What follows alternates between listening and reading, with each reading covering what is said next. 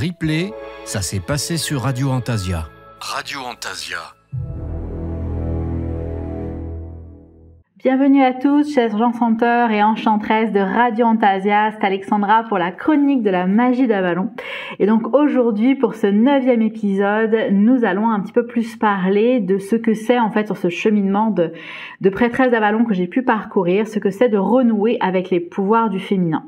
Dans les différents épisodes, on a beaucoup parlé de justement ce fameux mode d'emploi, cette magie unique, cette constitution originelle qui va être un petit peu l'un des premiers pas en fait quand on fait ce cheminement vers Avalon. C'est se reconnecter aussi à soi, c'est comprendre son fonctionnement. Et donc on a pas mal détaillé en fait tous ces aspects-là, les différents domaines de magie, les archétypes, féminins des Morgans qui peuvent nous aider par rapport à ça. Mais on oublie on n'a pas oublié, mais en tout cas un des gros points phares également d'Avalon, en fait, de cette île qui est certes le cœur de la magie du monde celtique à tout le moins, mais qui est aussi ce sanctuaire du féminin. Et donc on va vraiment dans une quête du féminin sacré. Mais donc c'est quoi en fait la quête du féminin sacré? Et donc justement, quelles sont un petit peu les pensées qu'on a autour de ça, les fausses croyances entre guillemets, ou les idées préconçues en tout cas qu'on peut avoir sur le féminin sacré. Il y a beaucoup de personnes en fait, quand on leur dit féminin sacré, il y a une espèce de concept New Age en fait, c'est-à-dire que là c'est bon, c'est la grosse tendance, on parle de féminin sacré à toutes les sauces, etc.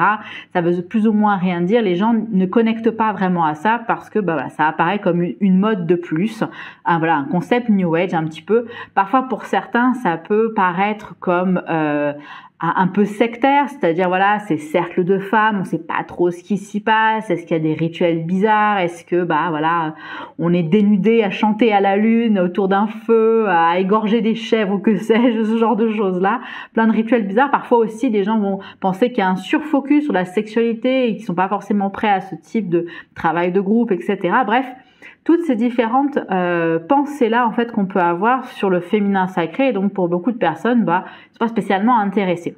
Donc là, du coup, je voulais un petit peu plus parler de ce que c'est en fait de ce fameux féminin sacré quand justement on fait donc ce cheminement avec Avalon, pour aller vers ce sanctuaire du féminin sacré qui est très bien représenté dans la tradition avalonienne. Mais encore une fois, il y a plein d'autres chemins, bien évidemment, pour aller vers cette quête-là. Donc c'est quoi finalement en fait la quête du féminin sacré? Bien déjà en fait on part d'un état de fait qui est que dans notre société moderne maintenant, on a vraiment toutes grandi en tant que femme dans un monde qui est très patriarcal. Donc une société qui est construite avec un surfocus sur l'action, l'analyse, la rationalité, toutes des qualités en fait qui sont reliées au masculin et au détriment justement de tout ce qui va être intuition, ressenti, réceptivité, qui sont plus des attributs féminins. Et donc du coup une femme dans un monde moderne actuellement, pour prendre sa place, il y a une espèce d'inconscient collectif qui fait qu'il faut qu'on se comporte entre guillemets comme un homme, qu'on joue les règles du jeu du monde patriarcal pour pouvoir trouver sa place. Et c'est là effectivement qui est l'erreur, parce que ce soit pour un homme ou pour une femme, aucun ne devrait faire de sacrifice par rapport à la personne qu'il ou elle est. Et donc là effectivement, de considérer que le féminin, et encore une fois c'est un héritage culturel, même presque, c'est transgénérationnel à ce point-là, parce que en fait nos sociétés depuis plusieurs siècles en fait ont véhiculé l'idée, donc notamment au travers du catholicisme, mais on véhiculé l'idée que la femme était le sexe faible, était inférieure, etc. Donc connecter à son féminin, ça veut en un certain dire être vulnérable, ne pas être assez forte, etc.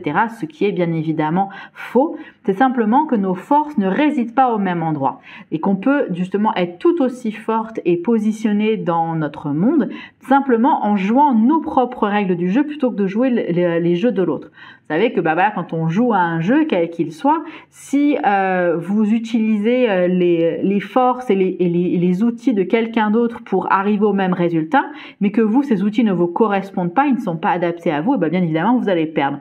C'est un petit peu le même principe ici. Donc il y a vraiment cette idée, voilà, quand on va sur cette quête du féminin sacré, c'est retrouver en fait un équilibre, donc qui n'est pas du tout dans le combat ou voilà le côté de mettre l'homme de côté, pas du tout. C'est même pas non plus le fait de mettre son masculin de côté, c'est simplement de remettre son féminin à une juste place aux côtés de son masculin pour qu'il y ait vraiment ces deux forces qui travaillent, un peu comme on avait parlé quand on expliquait justement la part d'ombre et la part de lumière. C'est le même travail en fait de réharmonisation, de rééquilibrage. Et donc effectivement, cette vision très péjorative du féminin se transmet aussi beaucoup dans le langage, c'est-à-dire que une jeune femme va parler de ses règles, ses ragnagnas, ses menstruations pour faire un petit peu plus scientifique. Les Anglais ont débarqué pour beaucoup d'autres personnes. Il y avait un sentiment de honte, c'est-à-dire que très petite, souvent nos mères ou les femmes autour de nous vont nous dire il faut pas le dire aux garçons, faut cacher, voilà tes protections hygiéniques et autres. Il y a ce côté voilà, c'est honteux, c'est sale, ce sang en fait, voilà, on ne sait pas, etc. Et donc il y a un refus, un rejet parfois par rapport à ça qui se traduit généralement par de nombreux différents symptômes. Là, je n'entrerai pas forcément dans ces détails-là ici, mais en tout cas voilà, il y a cette vision assez péjorative jusque dans le langage et jusque dans voilà la transmission de mère à fille de cette transition-là du féminin et de tout ce que ça implique également après pour notre vie de femme. C'est-à-dire qu'on a perdu ces anciennes traditions de tente rouge où là les femmes se retrouvaient avec différents âges et s'enseignaient en fait ce que c'était d'être une femme, ce que c'était de grandir en tant que femme et quelles sont les forces qu'on déploie. Et donc justement d'aller à Avalon, d'aller vers ce sanctuaire du féminin, c'est aussi cette reconnexion en fait à ce mode d'emploi du féminin. Un peu comme j'ai parlé du mode d'emploi pour notre magie unique avec les 4 éléments. Là c'est pareil, c'est vraiment cette idée de reconnecter avec c'est quoi être une femme, c'est quoi mon mode d'emploi du féminin et comprendre un petit peu voilà les différents rouages de nos cycles, autant au niveau mensuel qu'au niveau de l'année, qu'au niveau de la vie. Et donc, pour beaucoup de femmes, en fait, cette quête du féminin sacré se base aussi sur un autre état de fait qui est que elles ont vécu parfois des expériences très traumatisantes, soit au niveau de leur féminin, soit au niveau de leur sexualité, soit du coup voilà des femmes qui ont eu des violences sexuelles, des femmes qui ont fait des IVG, des femmes qui ont eu des fausses couches, plein de choses en fait qui ont pu se passer, ou des femmes qui ont grandi dans une famille où en fait on aurait bien voulu un garçon et en fait on a eu une fille et donc du coup elles ont dû se comporter comme un garçon pour être reconnues, acceptées par les membres de leur famille. Donc toutes ces parts féminines, intuitives, réceptives, à l'écoute de ses ressentis, c'était pas forcément vu comme quelque chose de positif, de valorisant, et donc du coup le féminin a été au final très étouffé, oublié et blessé en fait par la personne. Et donc on s'est coupé complètement de cette zone-là, donc cette zone de notre bassin, la zone chakra sacré ou de l'utérus, peu importe voilà comment on veut le voir, mais ce bas-ventre en tout cas, ce bassin qui du coup n'est pas utilisé, alors qu'en fait pour les femmes c'est une énorme source de puissance. Alors c'est pas effectivement vrai que pour les femmes, le chakra sacré est une source de puissance d'énergie pour tous les êtres humains à tout le moins. On ne sait pas forcément pour les animaux, mais pour les êtres humains à tout le moins. Mais pour les femmes, voilà, c'est littéralement matérialisé par le fait que cette zone-là est une zone de création. C'est là qu'on peut créer des bébés, effectivement. Même si on ne choisit pas de le faire, ces bébés peuvent prendre une forme un peu plus subtile et énergétique. Ce sont des projets qu'on va faire naître dans notre ventre, en fait. C'est cette idée de dire c'est dans mes tripes, clairement. Donc en fait voilà, c'est vraiment cette quête du féminin sacré, c'est vraiment ça. Au final, c'est pas un concept fumeux, c'est pas se connecter à des choses complètement immatérielles. Non, c'est revenir à une écoute de soi, une connexion à soi, et encore une fois comprendre comment on fonctionne, comprendre nos forces, comprendre comment on peut utiliser ces forces à bon escient et au final arriver au même résultat qu'un homme dans son monde d'homme en fait. Donc encore une fois, c'est vraiment c'est pas une dissociation, c'est pas un rejet de quoi que ce soit, c'est simplement de se rendre compte que les forces du féminin sont différentes, mais elles sont tout autant potentes en fait, et on peut justement arriver à apprendre à s'en servir. Et donc dans cette recherche justement de mode d'emploi, quand on fait ce cheminement avec Avalon, avec la déesse, avec la dame du lac, avec tous les archétypes du féminin dont on va parler un petit peu plus loin, on va justement, voilà, comme je disais, se réapprendre à se connecter à son féminin sacré. Et les premiers pas qu'on va pouvoir faire et que tu peux déjà commencer à faire dans ton quotidien, c'est justement de changer ce fameux langage, par exemple. Hein, on va parler de nos règles, de nos ragnagnas, voilà, je suis indisposée, ce genre de choses. Et si justement tu remplaçais ça par j'ai mes lunes. Voilà. Et là, d'un coup, en fait, on sent entre j'ai mes règles, j'ai mes lunes, il y a quelque chose de beaucoup plus doux, de beaucoup plus léger, de beaucoup plus honorant au final, dans le terme j'ai mes lunes versus j'ai mes règles. Donc là, effectivement, les règles qui instaurent une idée de soumission, de jugement divin ou que sais-je, versus j'ai mes lunes, où là, bah, du coup, on a cette reconnaissance que l'événement qui se passe actuellement pour moi est en directe connexion justement avec le cycle lunaire, puisqu'un cycle féminin est globalement sur les mêmes durées qu'un cycle lunaire. Et là, d'un coup, bah, ça nous met en reliance avec notre environnement autour de nous, avec les énergies qui sont au-delà de nous. Donc, d'avoir aussi cette conscience, bah, d'être cette part divine. Hein. Nous sommes tous une petite part divine. Et là, du coup, bah, on a cette conscience-là en tant que femme. Bah, on est à l'image de la nature, cette capacité de création que l'on a. Et donc, bah, ce cycle lunaire est à honorer dans ce sens-là. Donc, rien que le terme lune versus règle va être déjà beaucoup plus positif. Idem quand on est une femme qui arrive dans cette phase de ménopause. Le terme ménopause, si on l'écoute en fait, soit en langage des oiseaux, donc en anglais ça va faire men oppose, l'opposition à l'homme, c'est-à-dire l'opposition au masculin. Donc le masculin en soi et le masculin à l'extérieur de soi. Et c'est souvent ce que beaucoup de femmes vont vivre, voilà, à partir de la ménopause, il va y avoir cette espèce de conflit en fait, à la fois avec leur part masculine qu'elles ont utilisée jusqu'à présent dans leur vie active, mais parfois aussi avec leur partenaire masculin. Mais également, bah, on peut le voir en fait dans la racine grecque gréco-latine, méno qui veut dire moins en fait, et pause, donc le fait d'arrêter quelque chose. Donc pareil, dans ce terme-là, il y a quelque chose de péjoratif et qui fait que beaucoup de femmes en fait considèrent quand elles rentrent en ménopause, elles ne sont plus des femmes. J'ai énormément de clientes qui arrivent à cet âge-là et qui me disent « Ah non, mais maintenant ça sert plus à rien, je suis plus une femme ». C'est totalement faux. Il n'y a rien de plus faux en fait au monde que de dire un truc pareil. Parce que on n'est pas défini simplement par notre capacité de procréation. En plus, il y a des femmes qui choisissent de ne pas procréer. L'idée, c'est vraiment de considérer que arrivé à cet âge-là, on a une expérience de vie phénoménale. Et comme on va en parler un petit peu plus loin, on a traversé les 4 grosses phases de vie, les 4 grosses archétypes du féminin. La jeune fille, donc quand on est en enfant et juste avant notre adolescence, la mère donc la période très fertile, donc 25-35 ans, l'enchanteresse à partir de 35 ans, donc la femme un peu plus mûre qui a eu ses enfants parfois, etc., et qui commence à penser un peu plus à elle. Et donc la femme sage, la 4e phase après donc la ménopause, après 50 ans. Et là donc une femme qui est en ménopause, on va parler qu'elle est en plénipause parce qu'elle est pleine des 4 archétypes du féminin fondateur qui la composent. Elle a masterisé en fait toutes ces différentes étapes. Donc ce n'est pas une femme qui est moins, c'est une femme qui est tout. Donc le terme plénipause avec l'idée de plein va donner encore une fois ce côté beaucoup plus positivant pour pouvoir parler en fait de ce féminin. Donc déjà dans le langage, tu vois à quel point ça peut être des choses très faciles. Même si tu veux pas utiliser le terme lune, tu peux dire voilà j'ai mon cycle. C'est quelque chose encore une fois qui est encore plus positif aussi parce que de fait nous sommes des créatures cycliques. Donc c'est quelque chose voilà qui peut être aussi honoré de cette manière-là. Également, changer cette vision de punition divine. Je sais que beaucoup de femmes vivent le moment de leur lune, le moment de leur cycle comme la punition divine qu'on nous a enseigné. Effectivement, on va saigner pendant X jours, et effectivement, c'est quelque chose qui peut être vécu de manière très inconfortable, très handicapante et autres.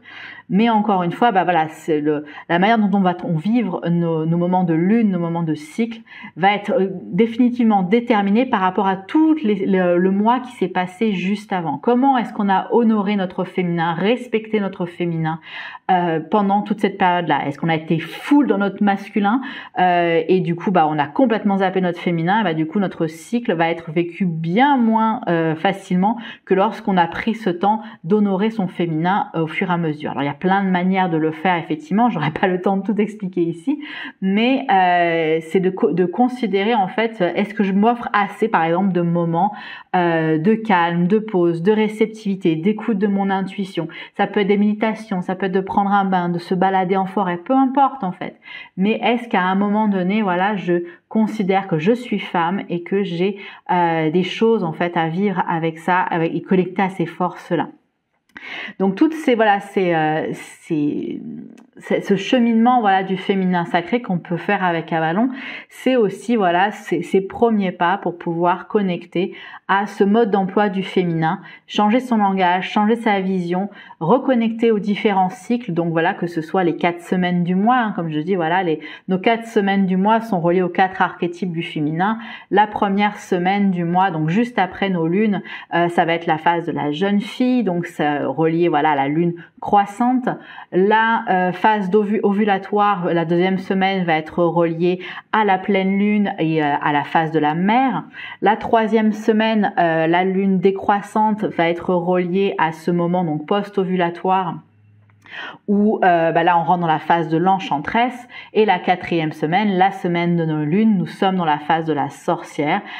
Nous sommes en lien avec la nouvelle lune, la lune noire, et du coup donc le cycle après recommence. Et ce cycle-là est transposable sur les 4 saisons, et donc pareil, le printemps pour la jeune fille, l'été pour la mère, l'automne pour l'enchanteresse et l'hiver pour la femme sage. Et donc on voit à quel point notre féminité s'inscrit dans ces secrets en fait de décryptage de la nature, ces secrets de comment fonctionne la nature, comment fonctionne cette croissance, et nous sommes une petite parcelle en fait qui montre cette croissance.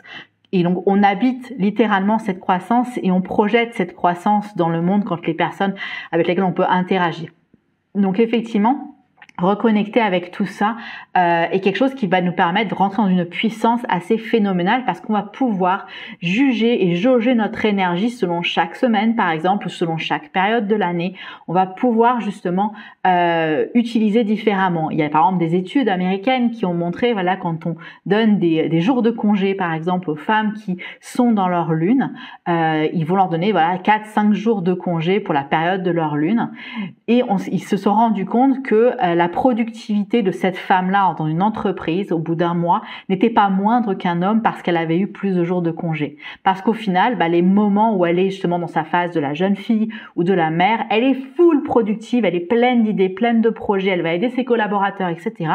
Et donc au final, parfois, elle va battre encore plus de travail qu'un homme qui va parfois avoir une énergie qui est certes d'apparence beaucoup plus stable, bien que ce n'est pareil, ils ont aussi des cycles, mais qu'on ne va pas forcément autant voir que pour le féminin de manière aussi pragmatique, mais ils en ont aussi, mais d'apparence, leur énergie est beaucoup plus stable que le féminin qui est beaucoup plus fluctuant. Mais en moyenne, à la fin, au final, on arrive au même résultat. Donc c'est bien montrer qu'en utilisant ces forces différemment, en sachant quelles sont nos forces justement, on va pouvoir être aussi puissante, aussi productive, aussi performante qu'un homme, sans forcément jouer les règles du masculin.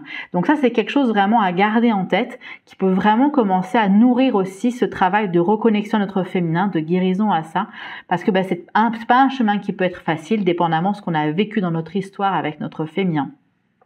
Mais donc du coup, c'est quelque chose qui est extrêmement guérisseur en fait pour toute femme, parce que c'est quelque chose, c'est un mode d'emploi. Donc effectivement, ça paraît tellement plus logique d'avoir ce mode d'emploi et de pouvoir utiliser à bon escient plutôt que de faire des tests un petit peu en même temps sur tous les boutons en espérant que ça marche. Voilà un petit peu pour cette première partie. Là, je vais vous expliquer maintenant un petit peu plus sur les archétypes féminins fondateurs en lien avec la tradition d'Avalon. Donc effectivement, en lien avec ce cheminement d'Avalon, justement, et cette reconnexion à ce sanctuaire du féminin, et bien là, en fait, c'est de la même manière que quand on a connecté avec les éléments et les domaines de magie, là, on va rencontrer ce qu'on va appeler les archétypes féminins fondateurs. Alors, il y a plein d'archétypes et de divinités dans la tradition celtique. Et donc, selon les différentes écoles et les différentes traditions suivies pour Avalon, ces archétypes fondateurs vont changer.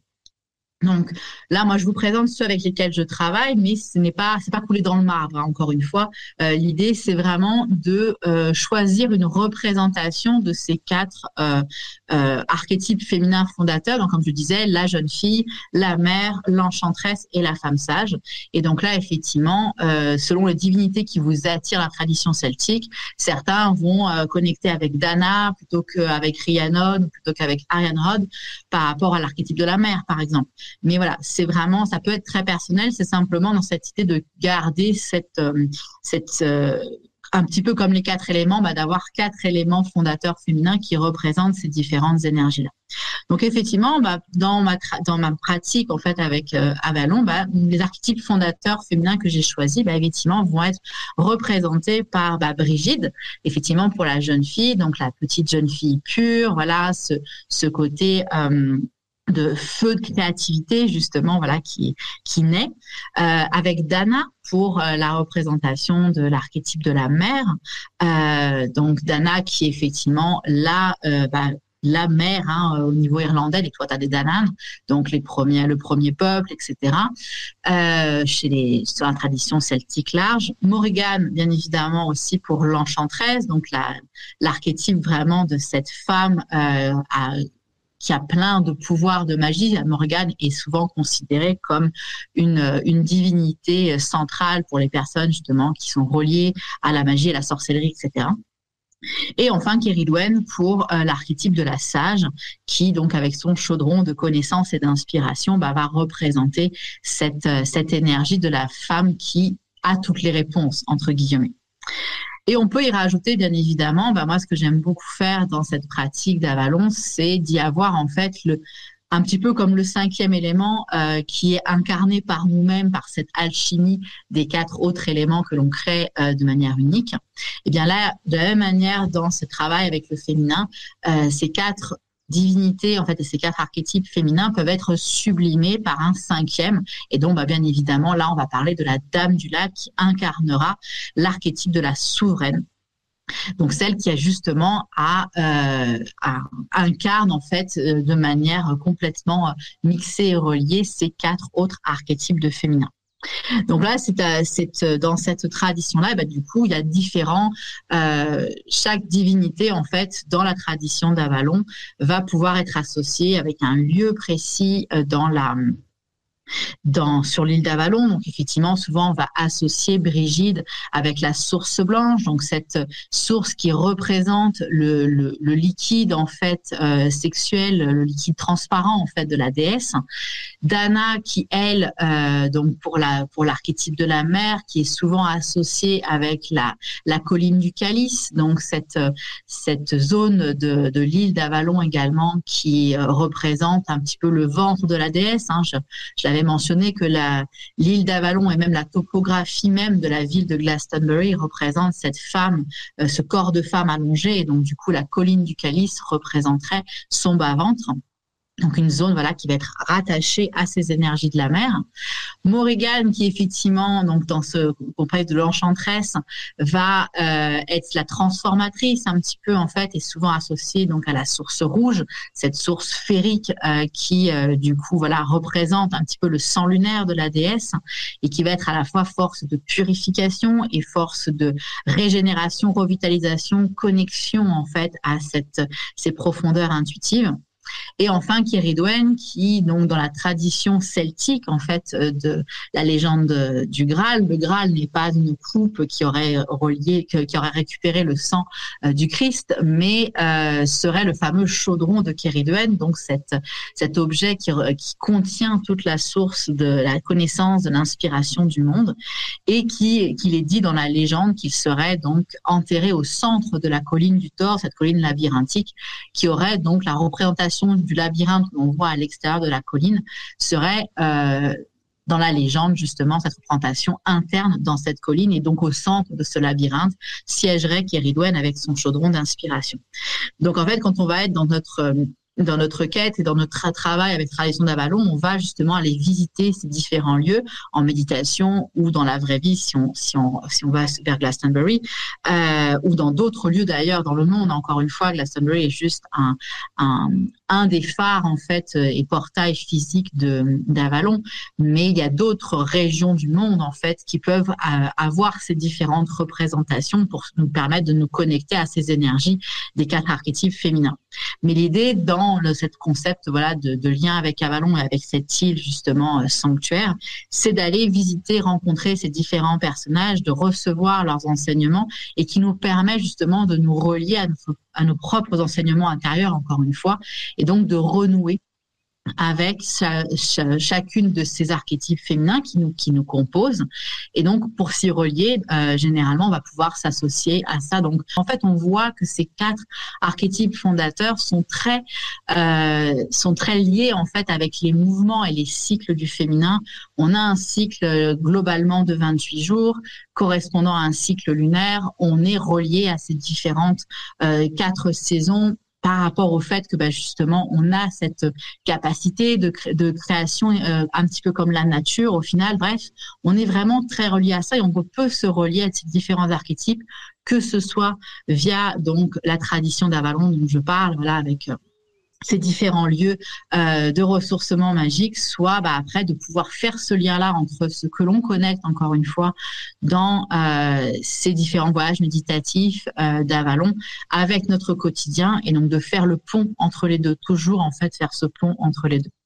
Donc voilà un petit peu dans comment on peut commencer en fait, et quand on va arriver sur l'île d'Avalon, généralement on va travailler énormément avec la roue celtique, la roue de l'année païenne, pas forcément celtique, la roue de l'année, et chaque quadrant en fait de l'année va être représenté par un de ces archétypes féminins fondateurs que l'on va rencontrer, duquel on va apprendre justement les différentes qualités, enseignements qu'ils ont à nous apporter. Donc la jeune fille qui va justement nous apporter toute cette capacité à nous connecter aux nouveaux apprentissages, à ce renouveau, ces inspirations, cet élan, cet enthousiasme pour la vie.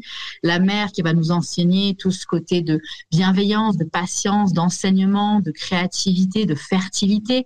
L'enchanteresse qui, elle, va nous enseigner tout ce côté de transformation, d'intuition, de magie, cette capacité de création, destruction aussi, bien évidemment, d'affirmation de soi, de commencer à se détacher des petites choses du monde pour connecter à ce qui est vraiment important pour nous.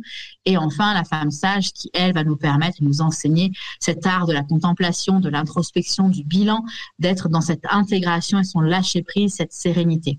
Donc, en fait, c'est des outils qui nous permettent sur ce cheminement de comprendre, en fait, encore une fois, ce fameux mode d'emploi de féminin duquel je parlais.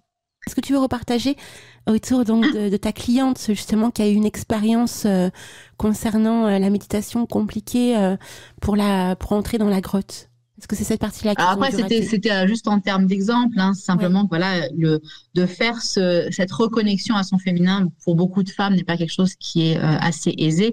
Et effectivement, quand on a voulu faire ça avec ma cliente, elle arrivait à aller au niveau de cette grotte sacrée, de son utérus, de son chakra sacré, mais elle ne voulait pas entrer, elle avait peur de rentrer, etc. Et le fait d'être en présence avec elle, de pouvoir la guider, l'accompagner, la soutenir en fait dans ce travail-là, effectivement, elle a réussi à ouvrir cette porte et justement à pouvoir reconnecter avec toutes les merveilles que cette grotte habite.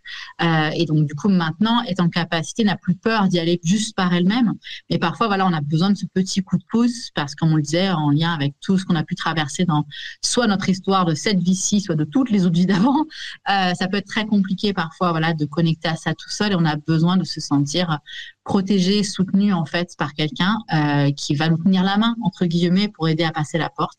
Donc une fois en fait on se rend compte que c'était pas si horrible que ça, et au contraire.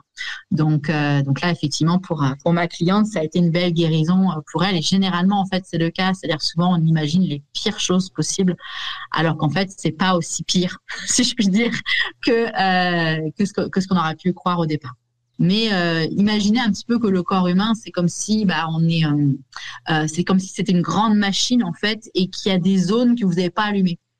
En gros, c'est ça, en fait. Reconnecter à son féminin sacré, c'est un petit peu la cave dans laquelle vous n'êtes jamais allé, quoi. Et on va rallumer la lumière dedans. C'est un peu dans cette idée-là. Et j'ai une question, par exemple, si tu as eu un traumatisme autour de ta grotte sacrée, tu conseillerais de commencer justement par ce type de méditation, de rentrer dans cette grotte et de faire confiance, etc. Ou tu préférerais, dans ta vision, que ton client ou ta cliente se connecte plutôt à son enfant intérieur, première étape, et après la connexion à la grotte sacrée? Alors, je ne vais pas forcément faire de lien avec les deux. En fait, comme je dis, pour moi, c'est deux thématiques différentes. Donc, ça va vraiment dépendre quelle est la problématique et le besoin de la personne, en fait. Donc, si voilà, elle s'est coupée de sa joie de vie, de sa joie d'enfant, de ses rêves, etc. Si elle a pris une voie totalement différente de celle qu'elle aurait voulu prendre petite, bien sûr, on va commencer au départ avec cette connexion du cœur, de l'enfant intérieur, etc. Maintenant, si c'est une femme qui a vécu de grosses violences sexuelles, qui a vécu de nombreuses fausses couches ou qui a dû faire des IVG pour X et Y raison, le trauma de la zone elle-même du féminin va être plus importante à traiter en premier lieu que l'enfant intérieur. Donc après, dépendamment la gravité et la difficulté pour la personne, voilà, d'être en lien avec cette zone-là, certaines vont vouloir commencer à le faire toute seule et à se connecter par des méditations, par des travails personnels et autres. Mais selon les gravités, puis même en fait, moi je le vois pour moi-même, je l'ai fait aussi, c'est d'aller en fait voir des personnes qui vont pouvoir nous accompagner. Peu importe le thérapeute que c'est, de l'instant que c'est quelqu'un avec qui vous êtes en confiance, que vous sentez, voilà, qui va pouvoir vous aider, vous accompagner. Pour moi, en fait, c'est pas un travail. Il y a plein de choses qu'on peut faire tout seul, mais il y a des choses comme ça où on va pas pouvoir aller aussi loin et guérir autant que si on était accompagné par quelqu'un. Parce que parfois, en fait, notre propre mental nous protège. Donc, il nous empêche de voir les différentes blessures parce qu'il sait que ça fait mal. Le problème, c'est que tant qu'une blessure n'est pas vue, elle n'est pas soignée. Et si elle n'est pas soignée, elle va continuer de nous faire mal jusqu'à la fin de nos jours. Donc, l'idée, c'est que, effectivement, quand vous vous faites mal quelque part, vous faites quoi? Vous allez voir le médecin pour qu'il vous soigne ou qu'il vous répare votre bras ou quoi que ce soit. Là, c'est un peu pareil, en fait, énergétiquement parlant, de pouvoir avoir quelqu'un à qui se confier, d'être en confiance avec cette personne pour pouvoir justement aller au-delà de parfois des blessures de culpabilité. Tu vois, par exemple, je pense à des femmes qui font des fausses couches ou des IVG et qui vont se sentir, voilà, je suis pas une femme normale, j'arrive pas à faire un enfant, ou au contraire, je fais un enfant mais je n'en veux pas parce que c'était pas la bonne personne, parce que. Et là, on se dit, ces femmes-là vont porter un poids de culpabilité qui va être difficile d'enlever toute seule, en fait. Donc ça, pour moi, c'est important, justement, que ces personnes-là trouvent, en fait, que ce soit parfois même dans une amie, une amie qui est vraiment très intuitive, très lucide, qui va pouvoir nous soutenir dans ça. Moi, je sais que ma meilleure amie a souvent été force d'aide énorme, et l'est toujours d'ailleurs dans plein d'aspects de ma vie. Donc, si vous avez la chance d'avoir une amie comme ça, vous avez beaucoup de chance. Mais si après vous avez besoin d'un professionnel, c'est aussi la démarche à faire pour se sentir mieux. Encore une fois, on n'est pas là pour souffrir, quoi. On est d'accord. Puis alors, je trouve ça très bien que tu mettes ça aussi en avant, parce que souvent on oublie, quand on a des complexités comme ça qui s'opèrent dans la vie, c'est important d'aller consulter. Et c'est pas parce qu'on consulte qu'on est des gens rock'n'roll, au contraire, on est même plutôt des gens conscients des problématiques que ça engendre, et tout laisser au cheminement le soin de guérir, c'est pas forcément bon, parce que comme tu dis, des fois il y a des blocages tellement forts que ça empêche l'évolution en réalité. C'est ça. Exactement. Donc du coup, voilà, c'est vrai que c'est un bon moyen, voilà, de pouvoir être accompagné dans ça. Après, comme je dis, il y a plein de petites choses qu'on peut commencer à faire. Et donc, comme je mentionnais au début de la chronique, voilà, déjà de commencer à regarder son féminin sous un autre angle. J'ai envie de dire. Changer son langage, en fait, arrêter de penser que quand vous avez votre cycle, c'est la punition divine ou je ne sais quoi. Au contraire, rendez-vous compte, en fait, de la puissance que vous incarnez, parce que ce moment, en fait, du cycle qui est tellement parfois vu négativement par les femmes, c'est un petit peu la chance qu'on a en tant que femme d'avoir un système auto-nettoyant mensuel.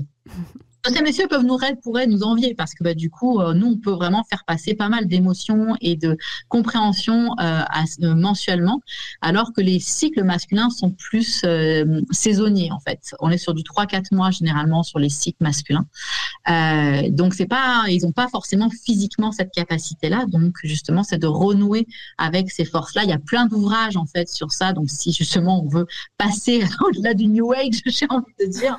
Mais voilà, moi j'avais beaucoup apprécié à l'époque le livre de Miranda Gray qui maintenant elle a été rééditée, il s'appelle Lune Rouge.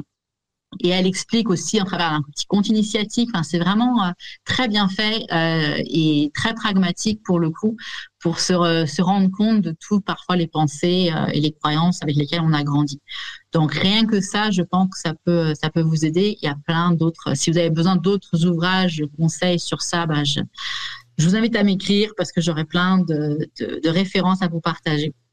Et ça me fera très plaisir de vous aider et de vous mettre le premier pied à l'étrier, je dirais, de cette quête du féminin sacré. Je te remercie Alexandra. Donc n'hésitez pas à son site, alexandragallo.com. Donc Alexandra comme le prénom, Gallo, G-A-2-L-O.com. Si vous voulez effectivement contacter Alexandra. Tu as un mail aussi, Alexandra, de mémoire. Oui, contact.alexandragallo, tout attaché, @gmail.com.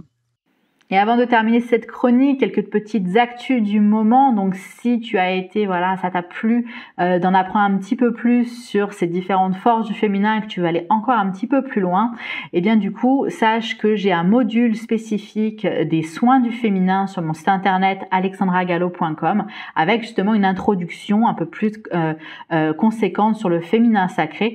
Donc, c'est un module qui te permet d'apprendre quelles sont les plantes, les huiles essentielles et les différentes concoctions que tu peux faire pour t'aider à cette reconnexion du féminin ou à soigner certains symptômes de ton féminin, que ce soit au niveau des périodes de ton cycle, que ce soit d'autres différentes problématiques en lien avec le féminin. Donc je t'invite à consulter sur mon site dans l'espace formation, les ateliers découvertes, où tu découvriras le plan de ce module des soins du féminin. Et également, si tu veux aller encore plus loin dans ce chemin de la quête du féminin sacré et que tu veux pouvoir connecter directement avec cet Avalon entre guillemets physique qu'est la ville de Glastonbury en Angleterre, eh bien sache qu'il me reste encore une place pour pouvoir participer à la retraite que j'organise au mois d'octobre, qui s'intitule À la source du féminin sacré, qui va être faite donc dans la première semaine de Toussaint du 18 au 25 octobre. Donc si tu es intéressé, tu retrouveras tous les différents éléments dans la page événements de mon site internet et je t'invite à prendre ton appel découverte pour en discuter ensemble, pour voir du coup cette retraite pourrait correspondre à tes besoins par rapport à cette quête du féminin sacré. Je te remercie grandement ma très chère Alexandra pour cette magnifique matinée. Avec grand plaisir.